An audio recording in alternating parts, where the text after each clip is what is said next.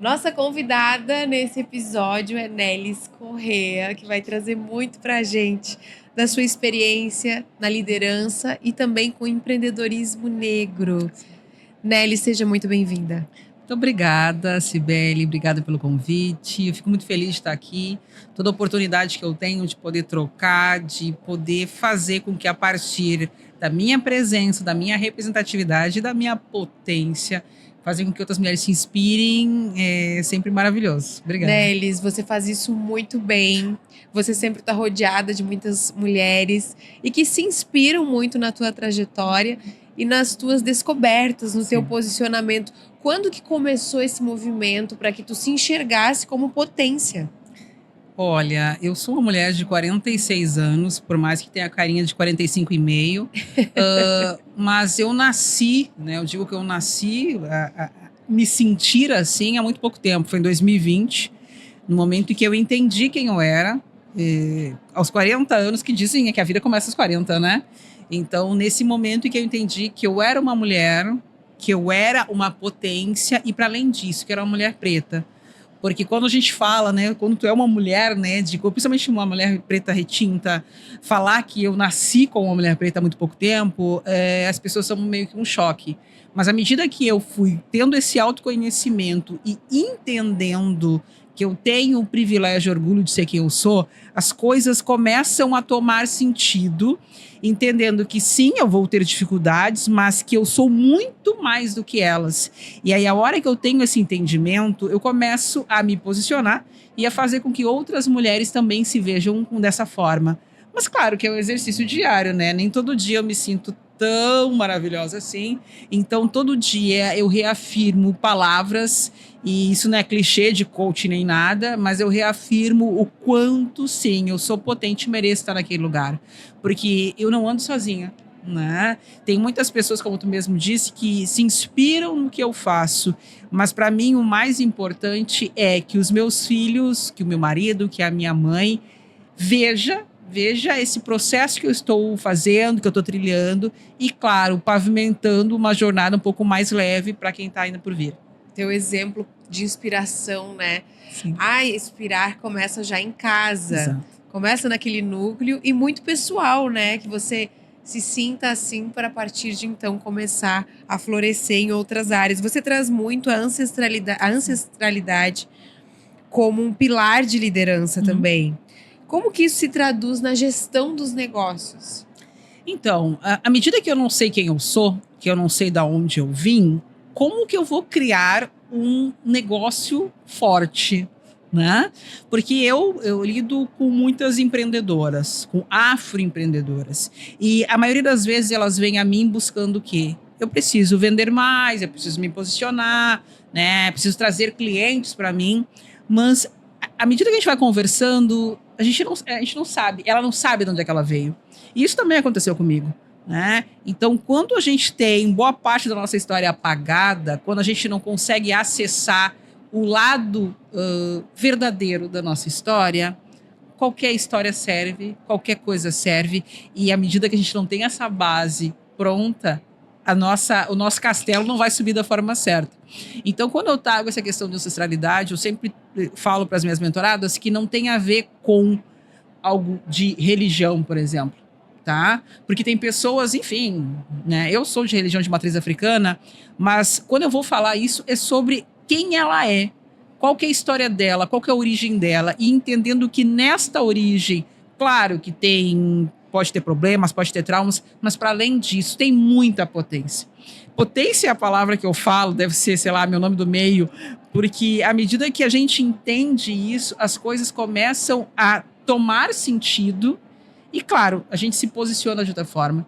Então, entender da onde que eu vim, as forças que eu tenho e usar, claro, talvez as coisas que não são meus pontos tão fortes, né? Não estou dizendo nem pontos fracos, mas que não são meus pontos fortes, de uma forma talvez até de me diferenciar. Porque quando eu mostro que eu não sou perfeito o tempo todo, que eu não acerto o tempo todo, que eu entendo, mas para isso eu preciso me reconhecer. E isso está muito ligado a entender de onde é que eu vim. Isso reflete no negócio, nas tomadas de decisões Com também. certeza. Inclusive, há pouco tempo eu estava, né, com uma mentoria e uma das mulheres trouxe isso, da questão de se posicionar diante, enfim, de um negócio com homens. Era uma mulher branca, né? Então, quando eu falo da ancestralidade em si, óbvio que o meu marcador, sou mentora, trabalho muito com mulheres negras, né? Mas para além disso, à medida que tu não te entende, que tu não te reconhece e não sabe a tua origem, digo, a origem da tua força, da tua essência, isso lá na frente vai refletir no teu negócio. Na forma que tu vai sentar para discutir, que vai, né, sentar para vender para o investidor, reflete sim. Quais são os caminhos que tu apresenta para as mentoradas? Quais são os direcionamentos principais que tu percebe que elas buscam quando elas chegam até a ti? Como eu disse, geralmente elas vêm em busca de algo externo. Mais venda, mais clientes, posicionamento nas redes sociais. E uma coisa que eu vou te dizer até, inclusive, por mim. Demorou para eu ser essa pessoa aqui, tá? Porque principalmente quando tu vai falar, eu falo de desenvolvimento pessoal, de liderança.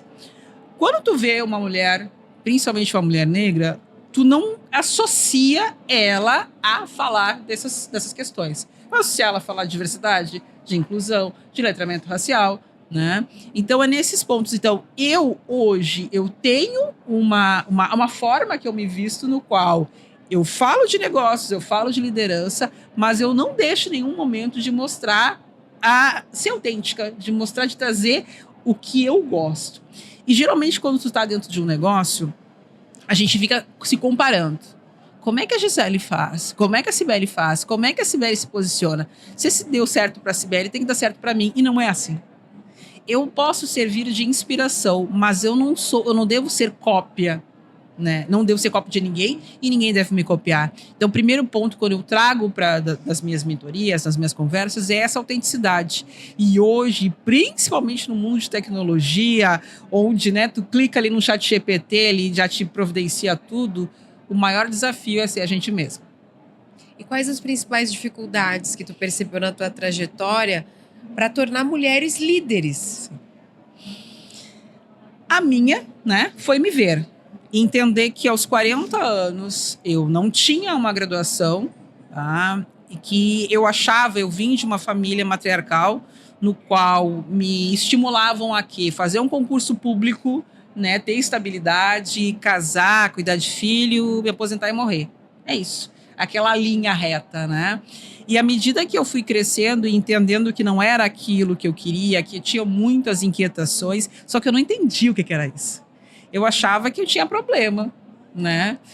Não que eu acho que eu sou a pessoa mais certa hoje, mas o que acontece? Muitas mulheres, por viver uma vida inteira sendo engessadas, minimizadas, invisibilizadas, elas acham que se elas não seguir, né, o que é dito pelo outro, tá errado.